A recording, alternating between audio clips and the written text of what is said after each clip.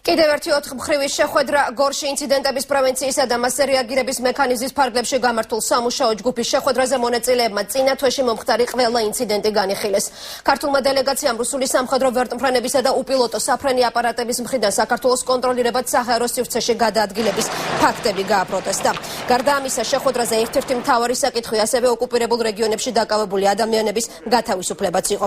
გადაწყდა, რომ მორიგი 4 მხრივის შეხვედრა 28 ნოემბერს გაიმართება.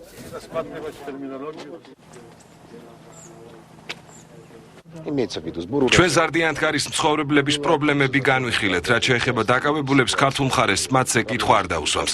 არიან დაკავებულების საზღვრის გადაკვეთისთვის. მათი ნაწილის საქმეების განხილვა მიმდინარეობს და ნაწილი უკვე გათავისუფლებულია. ორივე მხარემ ხაზი გაუსვა კოკოევის სწრაფ გათავისუფლებას. მას გზა აერია და გადაკვეთა საქართველოს საზღვარი. პირველი საკითხი იყო ჩვენს მიერ დაყენებული ბოლო პერიოდში განსაკუთრებით გახშირებული რუსული სამხედრო ვერტმფრენების და უპილოტო საფრენი აპარატების მიერ ქართული საჰაერო სივრცის დარღვევის ფაქტები.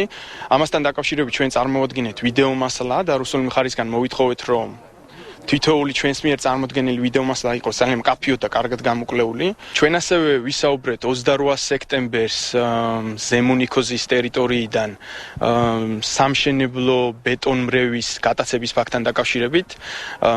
ასეთი ტიპის გატაცება ბოლო პერიოდში არ მომხდარა და ჩვენ ძალიან მკაფიოდ დავაყენეთ, რომ ამ საკითხის გამოძიება მოხდეს.